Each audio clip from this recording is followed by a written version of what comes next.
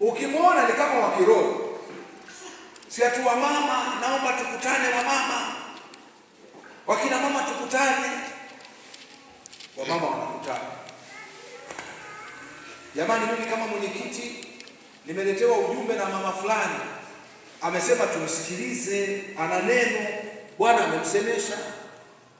Anaanza, wa mama mnisikilize. Roho Bwana anasema tuombe sana. Tuliombe sana kanisa. Jamani, hivi tunamfahamu binti yetu tu. Wale wanaoonekana dhaifu leo hawatakuwa dhaifu milele, sio kweli. Kuna mtu leo anakimbia maombi. Ila nakwambia baada ya miaka miwili huyo ndio atakuwa kiongozi wa maombi tegemeo. Kuna mama leo ni mwiba kwenye idara ya wakina mama. Lakini baada ya mwaka mmoja, miaka miwili ndio atakuwa mwenyekiti wa mama huyo. Ndio atakuwa katibu wa mama huyo. Kumbe anahitaji kutiwa moyo. Anahitaji kutengenezwa. Na kutengeneza mtu ni gharama. Asikwambie mtu. Kama una mtoto ndio unaweza usielewe. Wenye watoto wanaelewa. Kutoka mtu kujikojolea yuko hapo analala hapo anamfanyia kila kitu. Mpaka aje afike mahali ajue kunyosha nguo. Sio kazi ndogo. Unaelewa ninachosema? Lakini siku zote upo naye. Atajikojolea, unamsafisha, unamuogesha.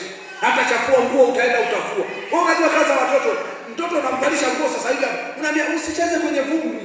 Ukigeuka tu hivi, ameenda kuoga kwenye matope.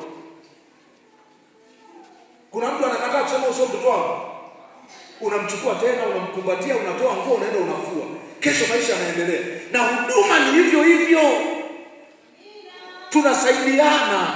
Huku Roho Mtakatifu akiwa anatutia nguvu, ndio tunatengeneza kanisa lililo imara. Bwana Yesu asifiwe sana. Bwana Yesu apewe sifa. Haleluya kanisa. Bali wao wamngojeao Bwana watapata nguvu mpya. Watapanda kwa juu kwa mbawa kama tai.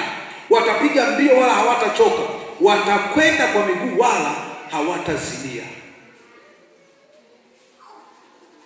Bwana Yesu asifiwe sana. Kwa hiyo Roho Mtakatifu yuko kututia nguvu. Yupo kututia nguvu. Sasa tulikuwa upande wa Roho Mtakatifu. Sasa hebu twende tukaone utumishi.